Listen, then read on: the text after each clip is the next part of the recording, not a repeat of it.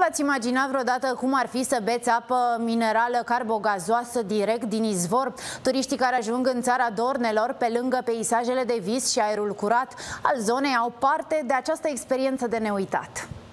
Deci din asta ați făcut aici. Selecție. Vezi, cu încredere.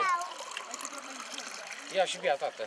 O drumeție de neuitat prin sălbăticia munților Călimani trebuie să treacă neapărat pe la izvoarele cu apă minerală carbogazoasă situate la 7 km de satul Drăgoiasa.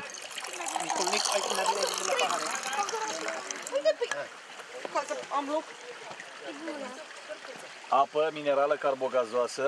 Uai, Erico.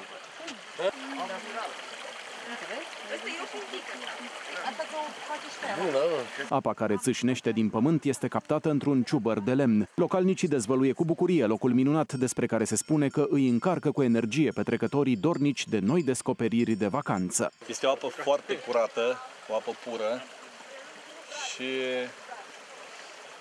o consum de când m-am născut, aș putea spune. Are foarte multe proprietăți. Conține foarte mult fier, Normal, uite aici, cu calciu, roșu, magneziu, zinc. Am băut 3 căni. Este ca apa minerală din comerț. Curios, asta m-a surprins. Este foarte acidulată și limpede.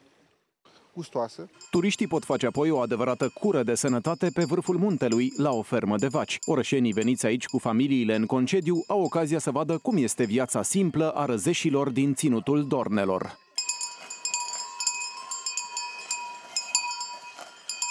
Laptele abia mulț, cașul și urda proaspătă se topesc în gură. Gustul este de neuitat. Totul aici, în mijlocul naturii, emană naturalețe și tradiție.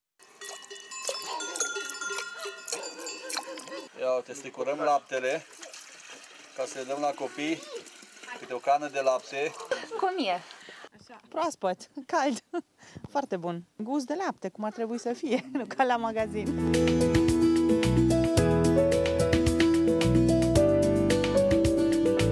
O astfel de plimbare pe cărări puțin umblate prin Călimani face parte din activitățile oferite turiștilor de proprietarii pensiunilor din țara Dornelor.